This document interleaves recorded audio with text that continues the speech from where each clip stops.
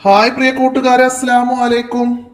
23/7/2026 5ാം ക്ലാസ്സിന് തജ്വീദ് എക്സാം ആയിരുന്നു.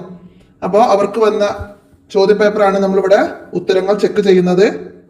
ബിസ്മില്ലാഹിർ റഹ്മാനിർ റഹീം. ആദ്യം യോജിച്ചവ ചേർക്കാനാണ്. ഇവിടെ മുകളിൽ തന്നത് നമുക്ക് ചോദ്യത്തിന് യോജിച്ചത് ചേർത്ത് കൊടുക്കാം. ഇവിടെ അൽ ഖുർആനുൽ കരീം മക്കിയ 28 എണ്ണം, 86 എണ്ണം ഖുർആൻ പാരായണം എന്നുണ്ട്. അപ്പൊ ചോദ്യം വായിക്കാം. ശ്രേഷ്ഠമായ ഇബാദത്താണ് എന്ത്? ഖുർആൻ പാരായണം. ശ്രേഷ്ഠമായ ഇബാദത്താണ് ഖുർആൻ പാരായണം. സൂറത്തുകളിൽ മക്കിയ 86. 3 നബി സല്ലല്ലാഹു അലൈഹി വസല്ലമയുടെ ഏറ്റവും വലിയ മോചത്ത് അൽ ഖുർആനുൽ കരീം. 4 നബി സല്ലല്ലാഹു അലൈഹി വസല്ലമ തങ്ങളുടെ ഹിജ്റക്ക് മുമ്പ് അവതരിപ്പിക്കപ്പെട്ടത് മക്കിയ. 5 സൂറത്തുകളിൽ മദിനിയ 28. അത്രയും നമുക്കവിടെ യോജിപ്പിച്ചു കൊടുത്ത അവിടെ നമുക്ക് 5 എണ്ണത്തിന് 5 മാർക്കാണ്, 1 മാർക്ക് വീതം. ഇനി പൂർത്തിയാക്കാനാണ്. ഖുർആൻ പഠിക്കലും പാരായണം ചെയ്യലും ഓരോ മുസ്ലിമിനും അനിവാര്യമാണെന്ന് പൂർത്തിയാക്കണം. 2 ഖുർആൻ പാരായണ നിയമങ്ങൾ ചർച്ച ചെയ്യുന്ന വിജ്ഞാന ശാഖയാണ് ഇൽമു തജ്വീദ്. 3 അക്ഷരങ്ങളും ഹർക്കത്തുകളും മാറിപ്പോവാത്ത രീതിയിൽ വേഗത്തിൽ പാരായണം ചെയ്യുക എന്ന് പൂർത്തിയാക്കാം. ഇനി ഉത്തരം എഴുതാനാണ്. മുസ്ഹഫ് എന്നാൽ എന്ത്? വിവിധ ഘട്ടങ്ങളിലായി അവതരിപ്പിക്കപ്പെട്ട ആയത്തുകൾ ഒരു ഗ്രന്ഥമായി ക്രോഡീകരിക്കപ്പെട്ടതാണ് മുസ്ഹഫ്. ഇനി തജ്വീദ് എന്നാൽ എന്ത്? അക്ഷരങ്ങളുടെ ഉച്ചാരണ നിയമങ്ങൾ പാലിച്ച് മനോഹരമായി ഖുർആൻ ഓതുന്നതിനാണ് തജ്വീദ്. 3 തർത്തീൽ എന്ന് പറയുന്ന എന്തിന്?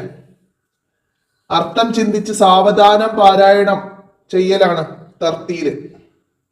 അർത്ഥം ചിന്തിച്ച് സാവധാനം പാരായണം ചെയ്യലാണ് തർത്തീല്. സൂറത്തുൽ മദനിയ എന്നാൽ എന്ത്? നബി സല്ലല്ലാഹു അലൈഹി വസല്ലമ മക്കയിൽ നിന്ന് മദീനയിലേക്ക് ഹിജ്റ പോയതിനു ശേഷം ഇറങ്ങിയ സൂറത്തുകളാണ് സൂറത്തുൽ മദനിയ. അടുത്തത് നബി സല്ലല്ലാഹു അലൈഹി വസല്ലമ തങ്ങളോട് ജിബ്രീൽ അലൈഹിസ്സലാം ഓതി തന്നതുപോലെ തന്നെ ഓതണം എന്ന് കൽപ്പിക്കുന്ന ആയത്ത് ഏത്? ഫഇദാ ഖറഇനാഹു ഫത്തബി ഖുർആനഹു. ഇനി 2 എണ്ണം വീതം എഴുതാനാണ്. 1 ഖുർആൻ ഓതുന്നവൻ പാലിക്കേണ്ട മര്യാദകൾ. തല മറക്കുക, മിസ്വാക്ക് ചെയ്യുക, അങ്ങനെ 2 എണ്ണം എഴുതാം. പക്ഷെ നമ്മൾ കൂടുതൽ പാഠത്ത് പഠിച്ചിട്ടുണ്ട്. നിങ്ങൾ പഠിച്ചത് 2 എണ്ണം എഴുതിയാൽ മതി. ഇനി 2 ഓത്ത് കേൾക്കുന്നവർ പാലിക്കേണ്ട മര്യാദകൾ. ഓത്ത് കേൾക്കുന്നവർ പാലിക്കേണ്ടത് ശ്രദ്ധയോടെ കേൾക്കണം, അർത്ഥം ചിന്തിച്ച് അതിലുള്ള ഉപദേശങ്ങൾ സ്വീകരിക്കണം. അങ്ങനെ 2 എണ്ണം നമുക്ക് എഴുതാം. ഇനി ആശയം എഴുതാനാണ്. ഖിറാഅത്തുൽ ഖുർആനി സുന്നത്തും മുത്തബവും യൗഹുദുഹൽ ആഹിറു അനിൽ അവ്വലി. ആശയം പിൻഗാമികൾ മുൻഗാമികളിൽ നിന്ന് പഠിക്കേണ്ടതും അനുകരിക്കേണ്ടതുമായ ഒന്നാണ് ഖുർആൻ പാരായണം.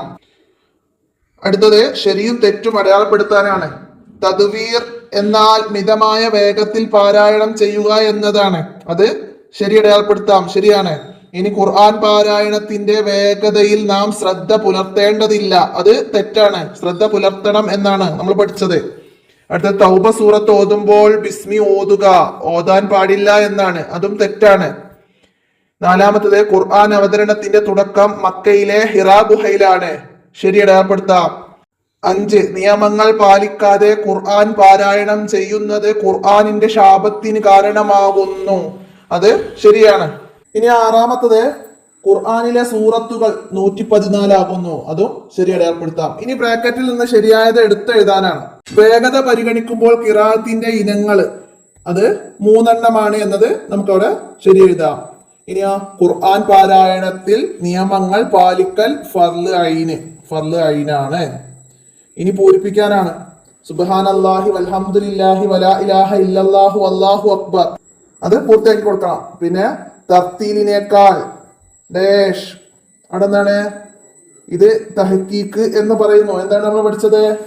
തർത്തീലിനേക്കാൾ സാവധാനമാണ് ഖുർആൻ പഠിക്കാനും പഠിപ്പിക്കാനും വേണ്ടി ഓതേണ്ടത്, ഇതിന് തഹ്കീക്ക് എന്ന്. അതും അവിടെ പൂർത്തിയാക്കി കൊടുക്കാം.